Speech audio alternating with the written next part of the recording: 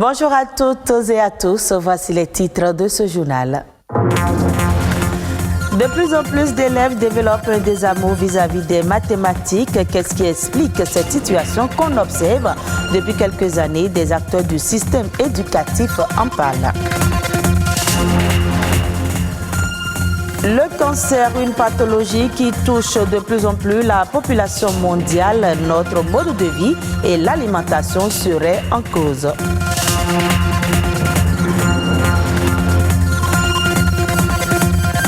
Et puis le clignotant est conçu pour indiquer la direction qu'on doit prendre en circulation, mais en lieu et place, les motocyclistes utilisent le membre supérieur, ceci au mépris des règles de sécurité routière.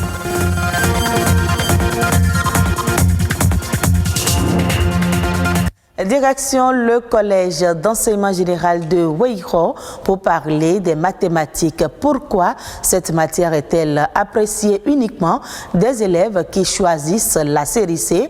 Une chose est certaine, très peu d'apprenants aiment les maths. Au CG Weiro, dans les classes de première et de terminale C, enseignants et élèves sont fiers d'enseigner et d'apprendre les mathématiques. Malheureusement, l'effectif est très réduit. Une équipe de la rédaction est allé à leur rencontre. Voici le reportage de Donatien Falola et Patrick Adjabodjo. Au collège d'enseignement général de Weiro, très peu d'élèves choisissent les séries scientifiques, comme dans la plupart des établissements d'enseignement secondaire au Bénin. Ici, en premier C, il y a 11 filles sur un effectif de 23 élèves passionnés des mathématiques. Presque une égalité parfaite, chose rare. Au nom de ses camarades, Laurette avoue que les maths sont faciles à comprendre. La mathématique est un jeu. Si on arrive à percer vraiment le sens, on pourrait comprendre. Tout le monde fuit la mathématique parce que c'est répandu que c'est difficile. Mais la mathématique n'est pas si difficile que cela. Il y a une démarche, il faut juste la suivre de telle sorte à trouver une réponse. Parce que la réponse est là, il faut juste la trouver. En fait. La réponse, elle a su trouver en choisissant la série scientifique. Comme elle, certaines de ses devancières en classe de terminale C raisonnent de la même manière.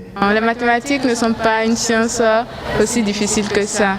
Il faut juste comprendre les propriétés, savoir les appliquer. Belle approche méthodologique. Et pourtant, beaucoup d'élèves fuient les mathématiques. Dans la plupart des collèges que nous fréquentons, il y a un nombre décroissant de scientifiques dans ces classes. Plus de personnes vont dans les classes littéraires que dans les classes scientifiques. Aujourd'hui, on note une désaffection des apprenants vis-à-vis des mathématiques. L'année passée, l'effectif était à peu près le double de ce que vous avez vu. L'année passée, ils étaient autour de 16. Cette année, vous voyez presque la moitié. 3 filles et 4 garçons. Voilà l'effectif de cette classe de terminale C. Ils suivent les cours de physique-chimie. Un constat qui illustre malheureusement le manque d'attractivité des matières scientifiques chez les élèves. Baké Yolou est censeur. Elle nous confie que le nombre des candidats inscrits au baccalauréat pour la série C est constant depuis 2 ans et ne dépasse pas la quinzaine. Puisque en 2019, c'est 12 qui sont restés en terminale pour aller au bac. En 2019-2020, c'est également 12. Mais nous avons retenu 9 qui sont allés au bac et 8 sont reçus. Et cette année, nous avons 9 également en terminale C. Nous espérons qu'avec ces chiffres, on aura les 100% cette année parce qu'on s'y attelle véritablement pour que ces 9-là puissent nous donner les 100% au bac.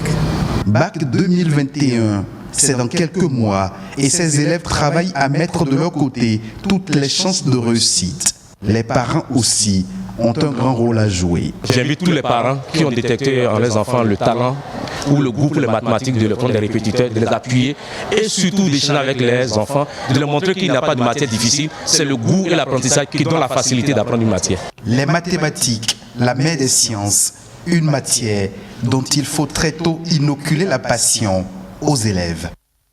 Le cancer est une pathologie qui touche de plus en plus la population mondiale et fait beaucoup de victimes selon l'Organisation mondiale de la santé. Mais il peut être évité si on adopte un bon régime alimentaire.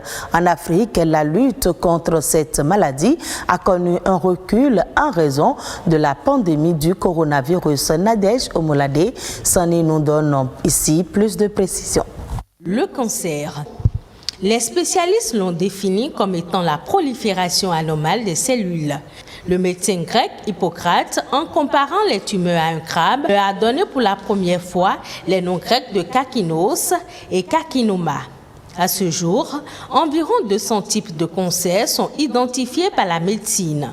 Ils sont classés en 4 catégories: les cancers liquides ou sanguins, les cancers métastastiques ou disséminés, les cancers secondaires qui peuvent survenir au cours d'un traitement de cancer et les cancers solides. Ces derniers sont les plus fréquents, ils représentent 90% des cancers humains. En général, les facteurs de risque du cancer sont aussi bien évitables que non évitables. Les facteurs évitables ont rapport à nos comportements ou nos habitudes de vie. La consommation de tabac, l'alimentation, l'exposition au soleil et les infections causées par certains virus. Ce sont des facteurs contre lesquels il est possible de se prémunir. Les facteurs non évitables sont quant à eux liés à notre âge, notre sexe et notre patrimoine génétique. Cependant, l'alimentation joue un rôle primordial sur la santé de l'organisme. Et pour prévenir les cancers, le contenu de notre assiette est essentiel. De l'avis des spécialistes, les produits de mer tels que les poissons font partie des aliments anti-cancer. On retrouve sur la même liste les épices comme le curcuma, le gingembre, l'ail, la viande blanche, le thé vert, les légumes et le chocolat noir. Les produits laitiers, le sucre sous toutes ses formes, les aliments frits ou les cuissons à haute température sont à éviter pour se prémunir contre le cancer. Aujourd'hui, grâce au progrès de la médecine, nombre de cancers sont guéris.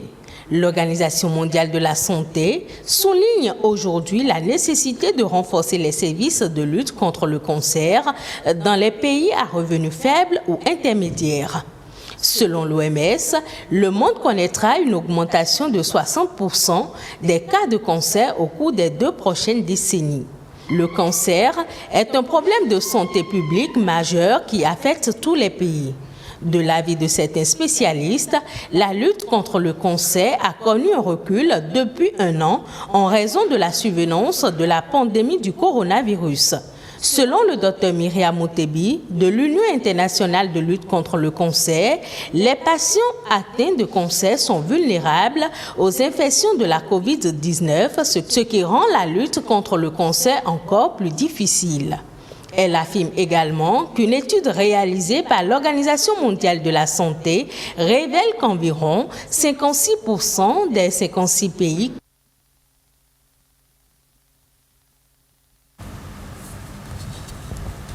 Autre élément dans ce journal, c'est un réflexe pour tout conducteur d'actionner son clignotant pour indiquer qu'il va à gauche ou à droite.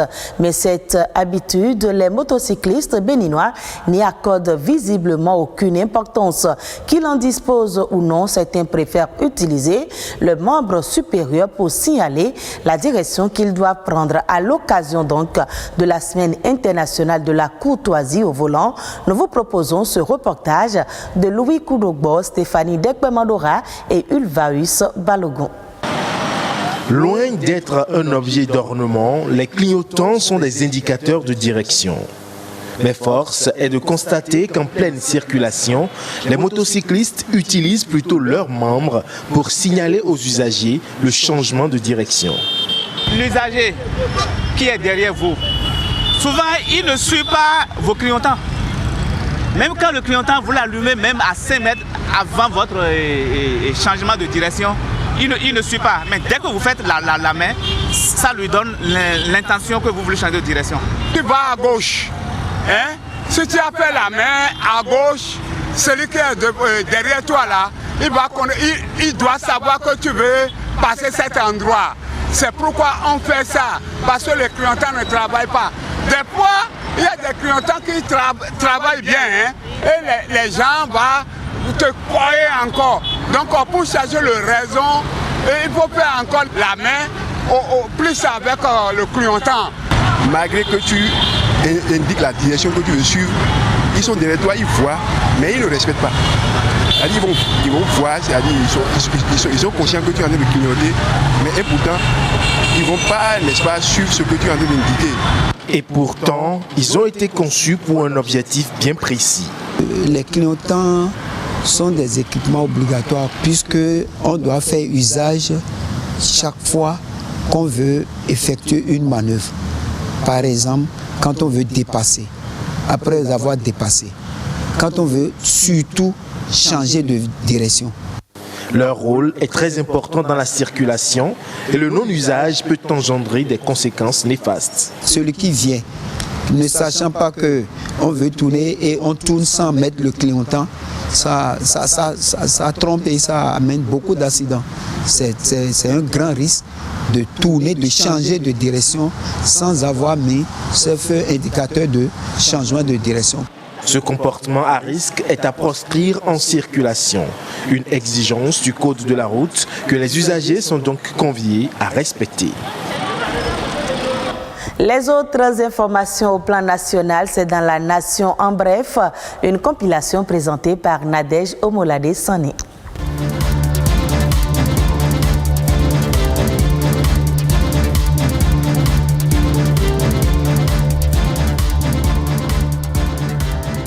La ministre des Affaires sociales et de la microfinance, Véronique Toinfone-Meoano, s'est rendue dans les départements de l'Atakora et de la Donga. Elle est allée sensibiliser les populations de ces localités aux nouvelles réformes du microcrédit à la FIA. À en croire la ministre, les conditions et les intérêts ont été revus et allégés depuis le lancement de la nouvelle formule.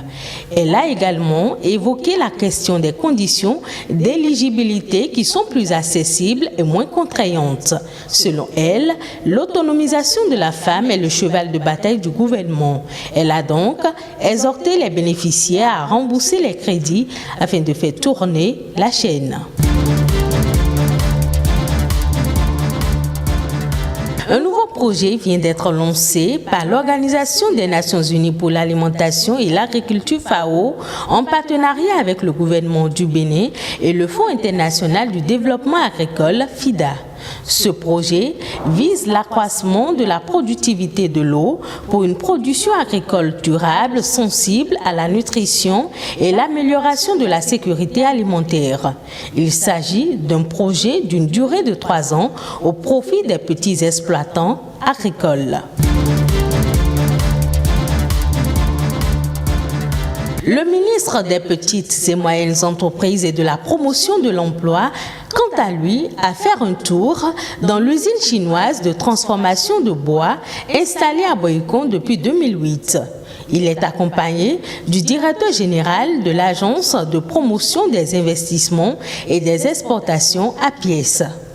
Modeste Kérékou est allé s'enquérir des conditions de travail et booster le moral des ouvriers.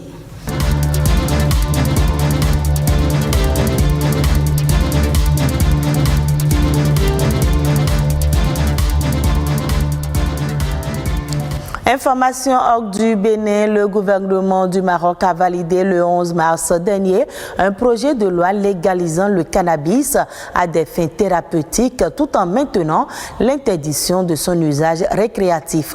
Les détails dans ce reportage. C'est de l'or vert dont le Maroc espère bien tirer profit. Avec son projet de loi, le pays veut légaliser le cannabis thérapeutique. La mesure comprend la création de coopératives qui cultiveraient des plants de marijuana certifiés.